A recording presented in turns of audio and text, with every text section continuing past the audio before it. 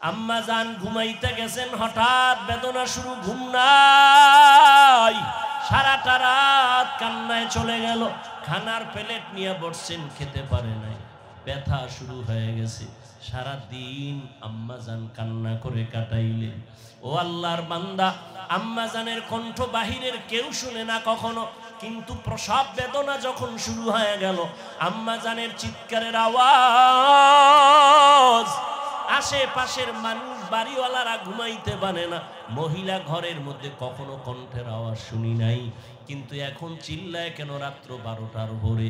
খবর নিয়ে দেখে বাচ্চার প্রসব বেদনা শুরু হয়ে গেছে। জীবনের মূল কষ্ট মায়ের প্রসব বেদনা, সাত আসমান সাত জমিন তখন মায়েরই মাথায়। জীবনের মূল কষ্ট মায়ের প্রসব বেদনা, সাত আসমান সাত জমিন তখন মায়েরই মাথায়। আমার সুন্দর মুখ দেখে মার, আমার সুন্দর মুখ দেখে মায়ের ব্যথা যায় দেয় হাসাইয়া। ও আমার প্রাণের মা, মা গো মা, কোথায় গেলে মোরে ছাড়িয়া? জনম দুঃখী ইয়াতীম আমি, চায় না কেহ ফিরিয়া। আমি যখন ছিলাম আমার মায়েরই উদরে,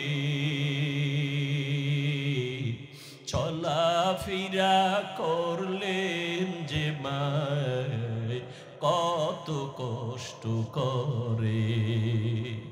আমি যখন ছিলাম আমার মায়েরই উদরে, চলাফেরা করলেন যে মায় কত কষ্ট করে। এমন মাকে কেমনে আজি, এমন মাকে কেমনে আজি যাব আমি ভুলিয়া। ও আমার প্রাণের মা, মা গো মা, কোথায় গেলে মোরে ছাড়িয়া? জনম দুঃখী ইয়াতীম আমি, চাই না কেহ ফিরিয়া। এরে আল্লাহর বান্দা, মা একটা সন্তান নিয়ে কতই যে কষ্ট করেন।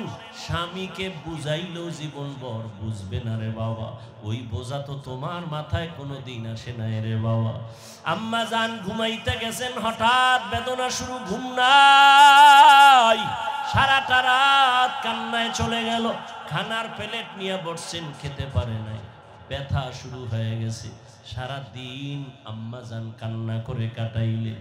ও আল্লাহর বান্দা, আম্মা জানের কণ্ঠ বাহিরের কেউ শুনে না কখনো, কিন্তু প্রসব বেদনা যখন শুরু হয়ে গেল, আম্মা জানের চিৎকারের আওয়াজ, আশেপাশের মানুষ, বাড়িওয়ালারা ঘুমাইতে পারে না।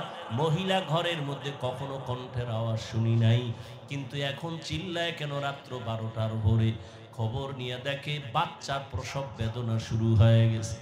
আম্মা জানের মনটা এতই যে দুর্বল, মনে হয় যেন মরিয়াই যাবে, এত চিৎকারের আওয়াজ। আমার দাদি, আমার নানি পাশে বসে আম্মাকে বুঝাইছে, থামাইতে পারে না। আম্মা জান এক পর্যায়ে নিরুপায় নিজেরে মনে করিয়া স্বামীকে ডাকছে, আমার বাবারে ডাকছে।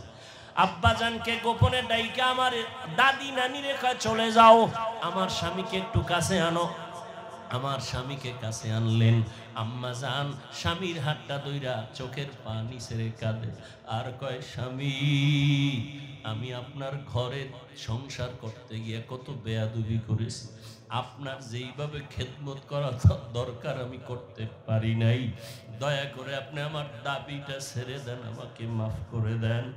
আব্বাজান বলে, বিবি তুমি এমন কেন করো?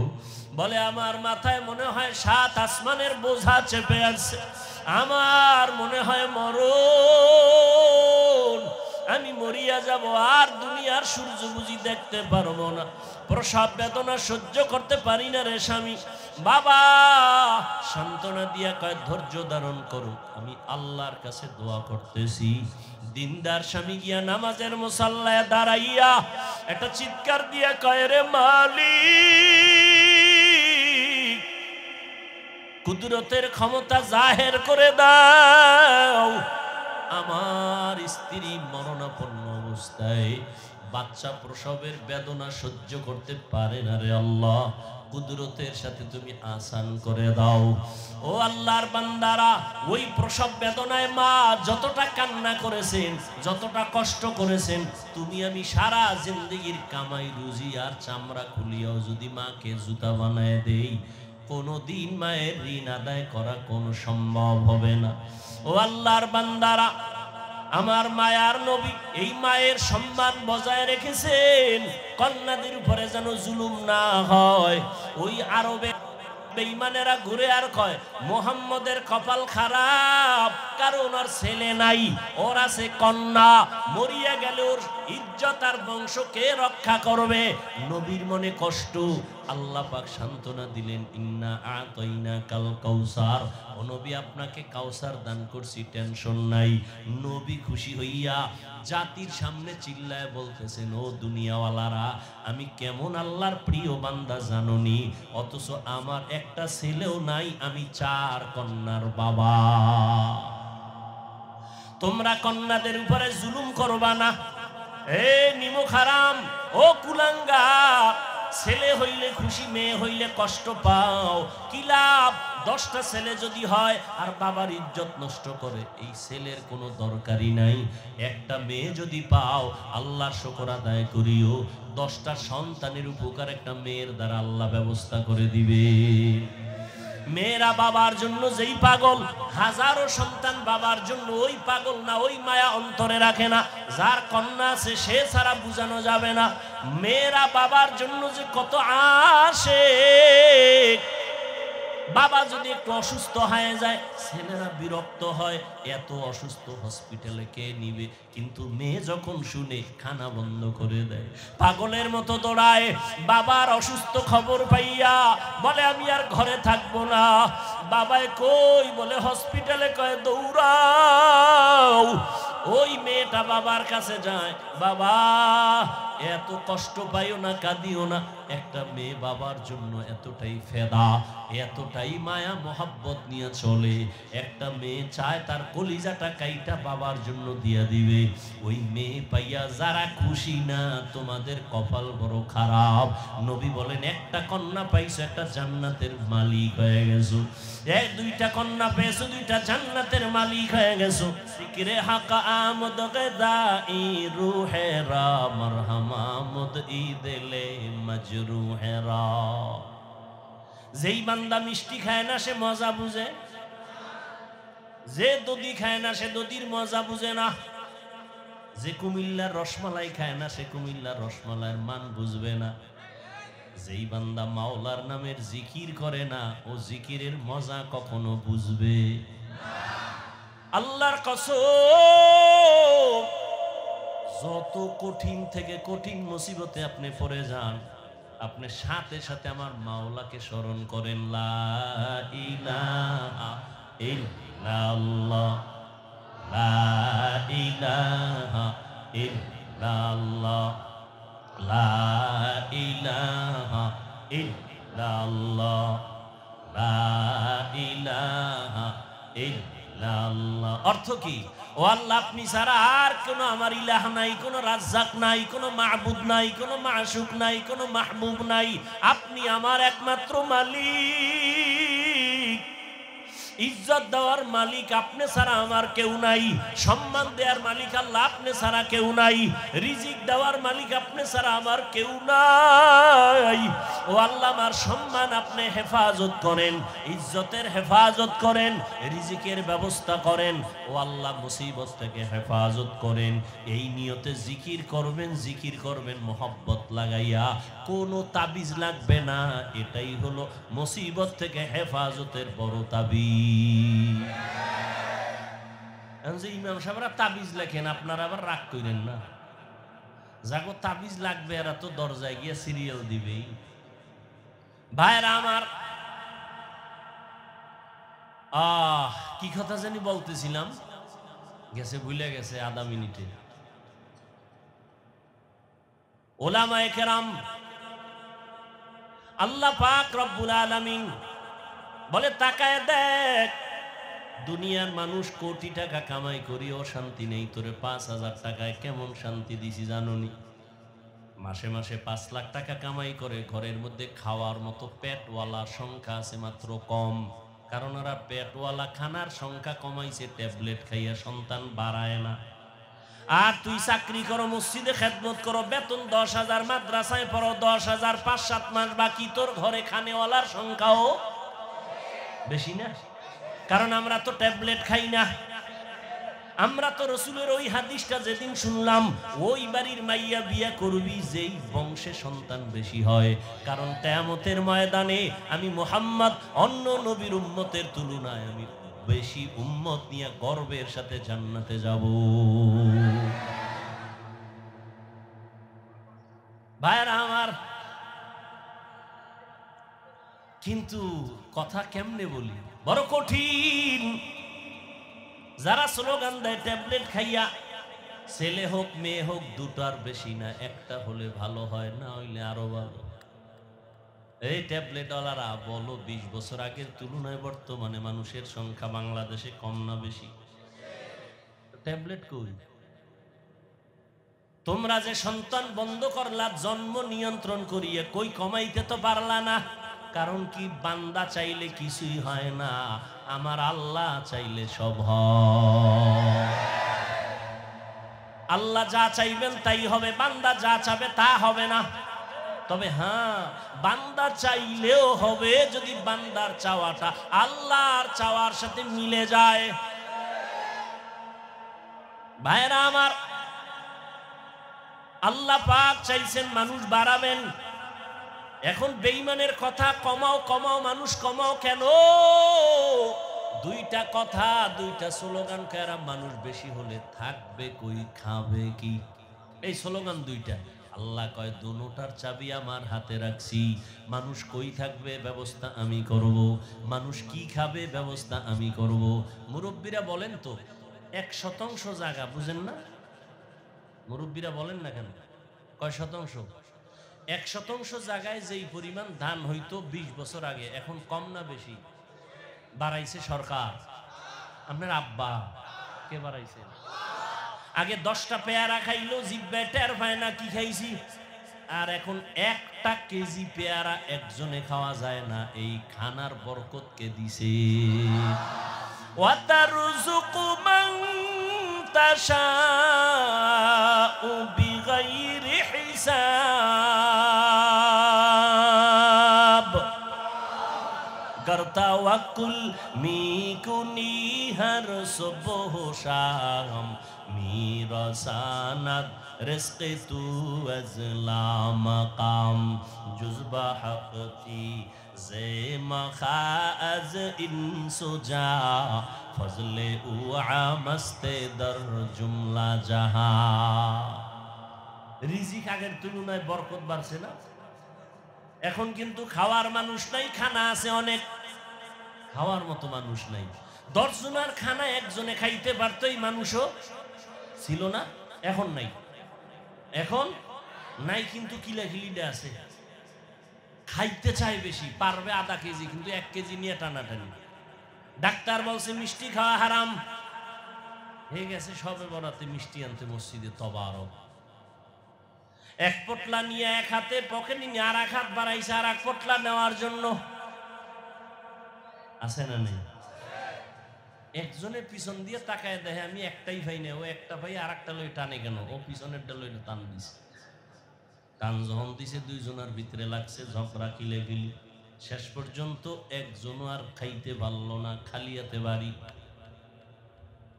খাইতে পারে না কিন্তু খাওয়ার আগ্রহ নিয়ে জুলুম পর্যন্ত মানুষ করে, গরিবের উপরে জুলুম করে।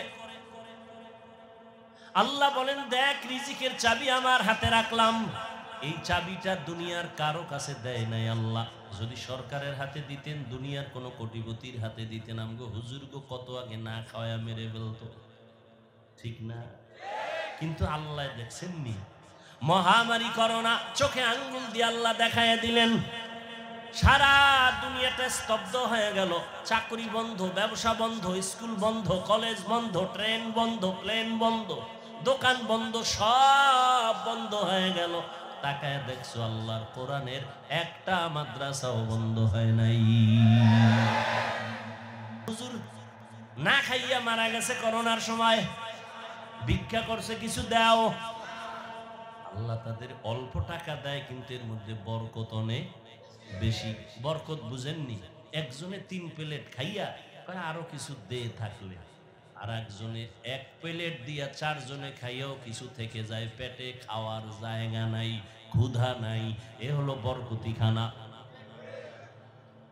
আল্লাহ রিজিকে বরকত দেয়। কেউ খাওয়ার পরে কয় বাথরুমের দরজা তাড়াতাড়ি খোল, আমার পেটের অবস্থা বড় খারাপ, নিম্ন চাপ শুরু হয়ে যাচ্ছে।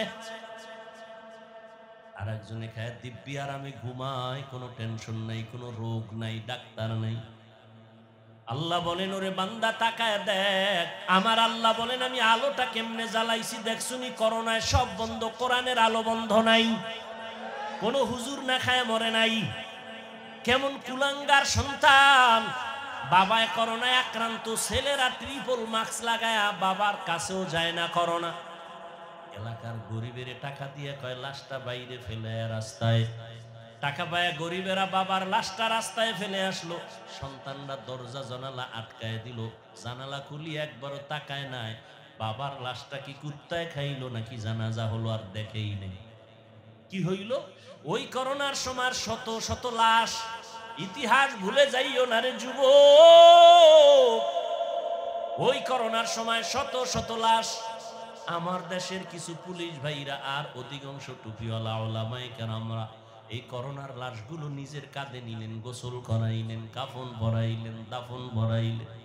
একজন হুজুরেও করোনায় মরে না।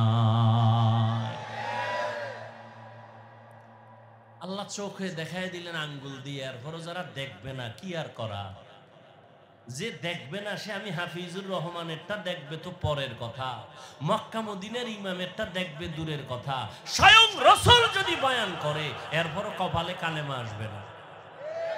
এরকম 2-1টা বেঈমানের নাম আপনারা জানেন না, যে রাসূলের বয়ান শুনিয়াও কালেমা পড়ে না। এরকম বেঈমানের নাম জানেননি? কে কে? আবু জাহাল নামের বেঈমান হাতের মুষ্টির মধ্যে পাথর নিয়ে কয় ভাতিজা বলতে পারো হাতের মুষ্টির মধ্যে কি আছে? বলতে পারলে কি হইব? আমি এখন তোমারে নবী মানলো, কালেমা পড়ো। নবী বলেন আমি হাতের মুষ্টিতে কি আছে জানি না। কেন জানো না? আমি গায়েবের মালিক না, তবে হাতের মুষ্টিতে যা আছো, নবী ইশারা করলেন ও মুষ্টির ভিতরে যা আছো একটু আওয়াজ দাও। সাথে সাথে আবু জাহালের হাতের পাথরগুলো কালেমা পড়া শুরু করলো। আবু জাহিল্লা পাথরগুলো মাটির মধ্যে ফালায় কয় মুহাম্মদ বড় জাদুকর। নবীজির বয়ান শুনিয়াও কপাল পরা কালেমা পড়ে না। আর আমার মাওলা যদি কপাল খুলে দেন, নবীকে জবাই করতে আসিয়াও কালেমার মালা গলায় লাগা। কে কে? মান ইয়াহদিল্লাহু ফাহুয়াল মুহতাদ ওয়া মান ইউদ্লিল ফালান তাজিদা লাহু ওয়ালিয়াম মুরশিদা। রহমতের নবীর আলোচনা করতেছিলাম। রহমতের নবী উম্মতের মাঝে 2টা জিনিস রেখে গেলেন, কোরআন আর সুন্নাহ। কোরআন হাদিস একটু আগেই কিন্তু বলছি জান্নাতের ঠিকানা আছে কোরআন হাদিসের ভিতরে, কিন্তু নবী কোরআন আর হাদিস রেখে গেলাম বলেন নাই, বলছেন আমি কোরআন আর সুন্নত রেখে গেলাম, এই দুইটা জিনিস আঁকড়াইয়া ধরো, ঈমানও যাবে না, সম্মানও যাবে না। কি এক করুণ অবস্থার মধ্যে আল্লাহর শুকর যার কাছে আল্লাহর কোরআন আর সুন্নত যতটুকু আছে তার সম্মান ততটুকুই আছে, এখনো আছে, নাই? পারে না কোরআনওয়ালাদের মেরে ফেলবে, কিন্তু না, আল্লাহ যদি বাঁচায় রাখেন, হেফাজত করেন, কেউ তার ক্ষতি করতে পারে নাই, পারবেও না। পিছনে পিছনে ধৈরা ফালামু, অমুক হুজুরের সাইজ করে দেবো, আল্লাহর কুদরত যদি এখলাস নিয়ে চলে, পৃথিবীর নিকৃষ্ট সন্ত্রাসীও যদি আইসা দাঁড়ায়, আলেমের পিছনে যাই বলুক, সামনে আইসা শুধু চেহারাটার দিকে নজর দিলে মোমের মতো বেঈমান দুর্বল হয়। কুদরত কার? এরে আল্লাহর বান্দারা, রহমতের নবী বলেন ইলমের চাবি আমি উলামায়ে কেরামের হাতে দিয়ে গেলাম, উলামায়ে কেরামদের থেকে তোমরা জান্নাতের ঠিকানা নাও, তাদের থেকে নিয়ে তোমরা জান্নাতের পথে চলো, সুন্নাত অনুযায়ী চলো। রহমতের নবী এমন একটা টাইমে মদিনা মক্কা নগরীতে আসলেন, যেই মানুষগুলো চরিত্রহীন, খারাপ, নারীদের পছন্দ করে না, বিধবারে পছন্দ করে না, কন্যাদের পছন্দ করে না, বাবা কন্যা হলেই মনটা বেজার, লজ্জায় মাথা উঁচু করে না। কেন?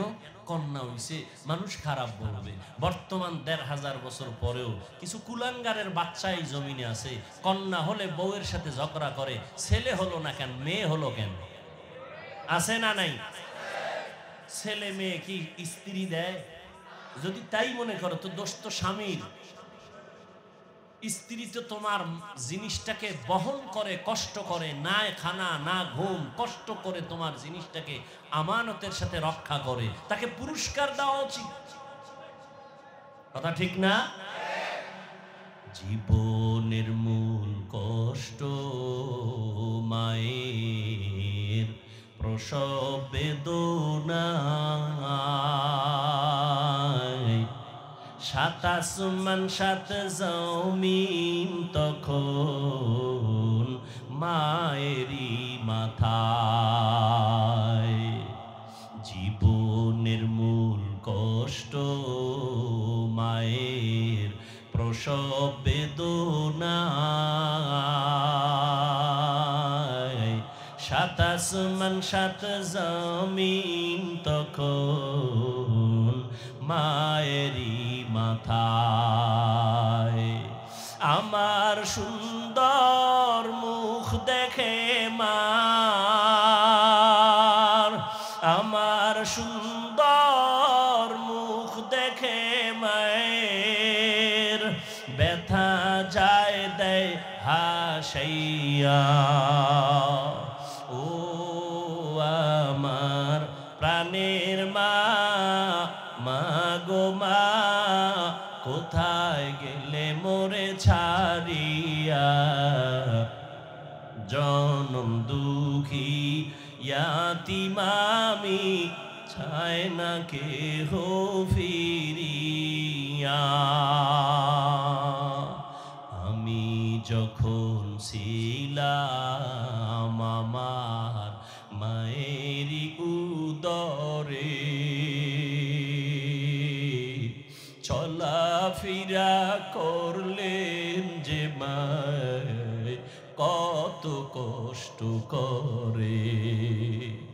আমি যখন ছিলাম আমার মায়েরই উদরে, চলাফেরা করলেন যে মায় কত কষ্ট করে। এমন মাকে কেমনে আজি, এমন মাকে কেমনে আজি, যাব আমি ভুলিয়া।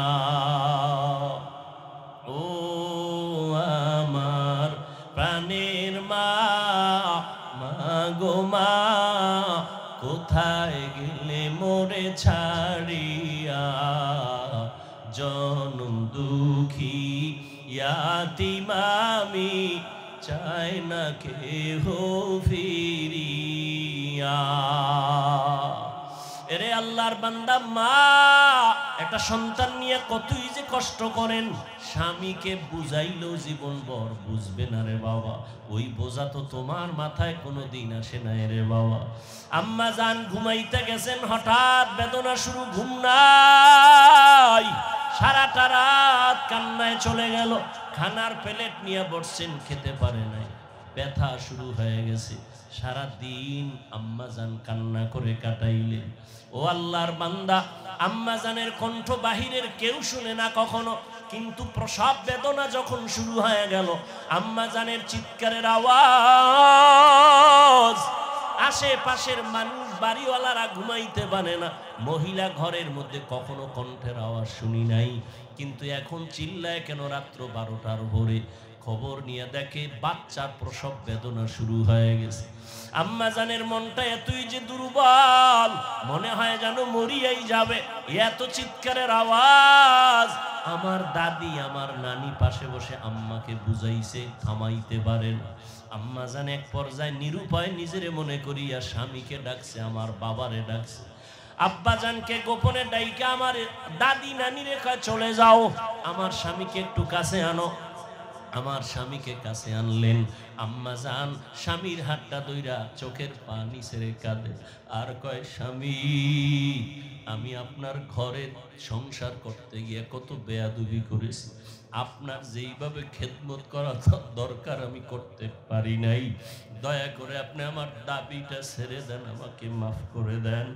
আব্বা জান বলে, বিবি তুমি এমন কেন করো? বলে, আমার মাথায় মনে হয় 7 আসমানের বোঝা চেপে আছে, আমার মনে হয় মরণ, আমি মরিয়া যাব, আর দুনিয়ার সূর্য বুঝি দেখতে পারবো না, প্রসব বেদনা সহ্য করতে পারি না রে স্বামী। বাবা সান্ত্বনা দিয়া কয়, ধৈর্য ধারণ করো, আমি আল্লাহর কাছে দোয়া করতেছি। দিনদার স্বামী গিয়া নামাজের মুসাল্লায় দাঁড়াইয়া একটা চিৎকার দিয়া কয়, রে মালিক, কুদরতের ক্ষমতা জাহের করে দাও, আমার স্ত্রী মরণাপন্ন অবস্থায় বাচ্চা প্রসবের বেদনা সহ্য করতে পারে না রে আল্লাহ, কুদরতের সাথে তুমি আসান করে দাও। ও আল্লাহর বান্দারা, ওই প্রসব বেদনায় মা যতটা কান্না করেছেন, যতটা কষ্ট করেছেন, তুমি আমি সারা জিন্দেগির কামাই রুজি আর চামড়া খুলিয়াও যদি মাকে জুতা বানায় দেই, কোনদিন মায়ের ঋণ আদায় করা কোনো সম্ভব হবে না। ও আল্লাহর বান্দারা, আমার মায়ার নবী এই মায়ের সম্মান বজায় রেখেছেন, কন্যাদের উপরে যেন জুলুম না হয়। ওই আরবে বেঈমানেরা ঘুরে আর কয়, মুহাম্মদের কপাল খারাপ, কারণ ওর ছেলে নাই, ওর আছে কন্যা, মরিয়া গেলে ওর ইজ্জত আর বংশ কে রক্ষা করবে? নবীর মনে কষ্ট, আল্লাহ পাক সান্ত্বনা দিলেন, ইন্না আতাইনা কাল কাউসার, ও নবী আপনাকে কাউসার দান করছি, টেনশন নাই। নবী খুশি হইয়া জাতির সামনে চিল্লায় বলতেছেন, ও দুনিয়াওয়ালারা, আমি কেমন আল্লাহর প্রিয় বান্দা জাননি, অথচ আমার একটা ছেলেও নাই, আমি 4 কন্যার বাবা। তোমরা কন্যাদের উপরে জুলুম করবা না, এ নিমক হারাম, ও কুলাঙ্গা, ছেলে হইলে খুশি, মেয়ে হইলে কষ্ট পাও, কি লাভ? 10টা ছেলে যদি হয় আর বাবার ইজ্জত নষ্ট করে, এই ছেলের কোনো দরকারই নাই। একটা মেয়ে যদি পাও, আল্লাহর শুকর আদায় করিও, 10টা সন্তানের উপকার একটা মেয়ের দ্বারা আল্লাহ ব্যবস্থা করে দিবে। মেয়েরা বাবার জন্য যেই পাগল, হাজারো সন্তান বাবার জন্য ওই পাগল না, ওই মায়া অন্তরে রাখে না। যার কন্যা আছে সে ছাড়া বুঝানো যাবে না। মেয়েরা বাবার জন্য যে কত আসে, বাবা যদি একটু অসুস্থ হয়ে যায়, ছেলেরা বিরক্ত হয়, এত অসুস্থ, হসপিটালে কে নিবে? কিন্তু মেয়ে যখন শুনে, খানা বন্ধ করে দেয়, পাগলের মতো দৌড়ায়। বাবার অসুস্থ খবর পাইয়া বলে, আমি আর ঘরে থাকবো না। বাবায় কই? বলে হসপিটালে। কয় দৌড়াও। ওই মেয়েটা বাবার কাছে যায়, বাবা এত কষ্ট পাইও না, কাঁদিও না।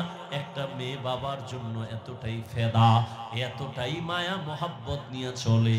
একটা মেয়ে চায় তার কলিজাটা কাইটা বাবার জন্য দিয়া দিবে। ওই মেয়ে পাইয়া যারা খুশি না, তোমাদের কপাল বড় খারাপ। নবী বলেন, একটা কন্যা পাইছো, একটা জান্নাতের মালিক হয়ে গেছো। এক দুইটা কন্যা পেয়েছো, দুইটা জান্নাতের মালিক হয়ে গেছো। আমার মায়ার নবী ওই চরিত্রহীন মানুষগুলোর জমিনে আইসা আমার নবী তাদের আলিঙ্গন করলেন, বুকে লাগাইলেন। তোমার আমার মতো সি কইয়া বেনামাজিরে তাড়ায়া দেন নাই। আল্লাহর নবী ওরা গালি দেয়, নবী আরো কাছে যায়। ওরা লাত্তি দেওয়ার চেষ্টা করে, নবী আরো কাছে যায়। ওরা গালি দেয়, ওরা বদনাম করে, নবী প্রশংসা করে। ওরা জবান বন্ধ রাখে, বেজার হয়, নবী বারবার হাসি দেয়, আসো। নবী এমন ভাবে তাদের মহব্বতের বন্ধনে আবদ্ধ করলেন। মাত্র 13 বছরের ব্যবধানে মক্কার মানুষগুলো এত দামি হয়ে গেল। নবী একটা বেতের বাড়িও দেন নাই, একটা গালিও দেন নাই। নবী চোখ গরম করে কারো দিকে তাকান নাই। নবী গালি শুনছেন কিন্তু জবাব দেন নাই। মাত্র 13 বছরের ব্যবধানে এই মক্কার চরিত্রহীন মানুষগুলো এত দামি হয়ে গেল। আল্লাহ জিব্রাইল আমিন রে পাঠায় বলে, যাও লিস্টি দিয়া দিলাম, লিস্টির মধ্যে নাম আছে। নবীকে বলো ঘোষণা দিয়া দেয়, এই লিস্টিতে যাদের নাম আছে সবাই বিনা হিসাবে জান্নাতি। রহমতের নবী অল্প টাইমের ভিতরে মক্কার মানুষগুলোকে জান্নাতি মানুষে পরিণত করে ফেললেন। সুন্দর আখলাক আর ব্যবহার। একদিকে নবী দাওয়াত দেন, অন্যদিকে নবী আল্লাহর কাছে সারা রাত দোয়া করেন, আল্লাহ ওই মানুষটা বুঝে না, হেদায়েতের দরজা খুলে দাও, ওই মানুষগুলো কি দিনের পথে আনো। তায়েফের ময়দানে আমার নবীর আদর্শের দিকে তাকাও। তায়েফের ময়দানে ওই ওরা সবাই নবীজিরে দেখে ছোট ছোট বাচ্চাগুলোরে লেলিয়ে দিল, বলে পাথর মেরে মক্কার এই পাগলটারে তাড়ায়া দাও। মায়ার নবীরে যখন পাথর মারে, বৃষ্টির মতো রক্তগুলো পড়ে পড়ে নবীজির জুতা মুবারক আটকায় গেছে। নবী চোখের পানি ছেড়ে কাঁদে। আল্লাহ সহ্য করতে পারলেন না। ও জিব্রাইল, আমার নবীরে গিয়া বলো এখনই তায়েফের জমিন উল্টায় সব ধ্বংস করে দেই। জিব্রাইল আইসা বলেন, ইয়া রাসূলুল্লাহ, আল্লাহ পাকের হুকুম, আপনি বললে তায়েফের জমিন উল্টায় দিব, সব মেরে ফেলবো। মায়ার নবী কাঁদেন আর বলেন, না না, এদের মারবা না, এরা চিনে না, এরা বুঝে না আমি মুহাম্মদকে। আমার মা নাই, বাবা নাই, আমি বড় ইয়তীম, দুনিয়াতে বাবা বলে ডাকতে পারি নাই। 6 বছরে মা হারায় ফেললাম, আমি বড় অসহায়। তবে এদের মারিও না, একদিন এদের দ্বারা দিনের বড় উপকার হবে। আমার মায়ার নবীকে যতই ওরা গালি দিত, আমার নবী একটা গালিও দেন নাই, জবাবও দেন নাই। নবীর আদর্শ দিয়া মক্কার জমিনটাকে জান্নাতি মানুষ বানায় দিলেন সব। ও আল্লাহর বান্দারা, ওই রহমতের নবী কেমন আদর্শ কায়েম করে দিলেন। যুবকদের নবী বলে গেলেন, যুবকের আমি মুহাম্মদের উপকার করেছে, বুড়ারা আমি মুহাম্মদের বিরোধিতা করেছে। ও যুবক বাবা, কয়দিন আর দুনিয়াতে বাঁচবা? আমি কিন্তু এতক্ষণ চিল্লাইলাম, তোমার পায়ে ধরে ধরে বয়ান করলাম। কুত্তার মতো সারাটা দেশে ওলামায়ে কেরাম দৌড়ায় আর বয়ান করে, পাও ধরে। ও আল্লাহর বান্দারা, বিনিময়ে তোমরা একটা টাকাও দাও না, বরং গালি দাও, বিরোধিতা করো। এরপর আলেমরা কিন্তু এর গালির জবাবও দেয় না, বরং দেখলে হাসি মুখে সালাম দেয়, মোহব্বতের সাথে বুকে লাগায়। এর একটাই মাত্র কারণ, নববী আদর্শে তারা চলতেছে, দুনিয়ার মানুষের দিনের পথে ডাকতেছেন। ও যুবক বাবারা, আজকে আমি এই কথা বলি নাই তুমি আজকে আমার মতো পাগড়ি লাগাও, স্কুল কলেজে তালা লাগায় মাদ্রাসায় চলে আসো। না রে বাবা, তুমি স্কুলে থাকো, কলেজে থাকো, লেখাপড়া করো, চাকরি করো, ডাক্তারি পড়ো, ইঞ্জিনিয়ারিং পড়ো, ব্যবসা করো, রহমতের নবীর মোহাব্বত লাগায় সুন্নাতওয়ালা জিন্দেগির দিকে আগাও। মা বাবার দোয়া নাও, মা বাবার দোয়া ছাড়া এই চেয়ারে আমিও বসতে পারি নাই। ও টাকাওয়ালা, মা বাবার দোয়া ছাড়া, কান্না ছাড়া তুমি কিন্তু টাকার মালিক হতে পারো নাই, বাড়ি গাড়ির মালিক হতে পারো নাই। ওই মা বাবার জন্য কলিজা ভরে দোয়া করিও। মা বাবার জন্য মসজিদে বসে আছো, একবার আলহামদু সূরা কুল হুয়াল্লাহ 3 বার দরুদ শরীফ পড়ে একা একা দোয়া করিও। পারলে কবরের সামনে যাওয়ার সময় থাকলে যাইও। ও আল্লাহর বান্দা, যাদের মা বাবা বেঁচে আছে মায়ের কাছে গিয়া দোয়া চাইও। ও বাবা, তোমার মতো যুবক আজকে জেনারেল লাইনে থাকিও নামাজ পড়ে অভাব নাই, সাগরে গিয়া মাছ ধরে নামাজ ছাড়ে না, চাকরি করে নামাজ ছাড়ে না, গাড়ি চালায় নামাজ বাদ দেয় না। ও আল্লাহর বান্দা যুবক, তুমি কেন পারবা না? ও পর্দার আড়ালের আম্মা জানেরা, আপনাদের অবদানের কারণেই তো এই দুনিয়াতে সন্তান ভালো হয় খারাপ হয়। যত ভালো সন্তান আসছে আপনাদের অবদান আর মেহনত আর দোয়া। ও আম্মা জানেরা, আপনাদের আল্লাহ নবী বানান নাই, তবে নবীদের মা বানাইছেন। আপনারা আলেমদের মা, আপনারা হাফেজদের মা, আপনারা ভালো ভালো সন্তানদের মা। এরে আম্মা জান, আপনি তো আয়েশা রাদিয়াল্লাহু আনহার মতো দামি নারী, ফাতেমা রাদিয়াল্লাহু আনহার মতো দামি নারী, আপনি তো খাদিজা রাদিয়াল্লাহু আনহার মতো দামি নারী, ইসমাঈল নবীর মা হাজরা আলাইহিস সালামের মতো দামি নারী। আপনারা তো এত দামি, এত মর্যাদা আল্লাহ আপনাদের দান করেছেন। আপনারা ঈসা নবীর মা মারিয়াম আলাইহিস সালামের মতো দামি নারী। আপনার মতো কত মা, কত বোন এখনো আছে নামাজ পড়ে, পর্দা করে, স্বামীর মাল হেফাজত করে, সন্তানগুলোকে দিনের পথে মেহনত করে, মোবাইলে সময় নষ্ট করে না। এরে আম্মা জানেরা, আপনারা কেন পারবেন না? একটা সন্তানকে কোরআনওয়ালা বানায় ডাক্তার বানাবেন, কোরআন পড়াইয়া ইঞ্জিনিয়ার বানাবেন, কোরআন পড়াইয়া নামাজি একজন প্রফেসর বানায় যাবেন।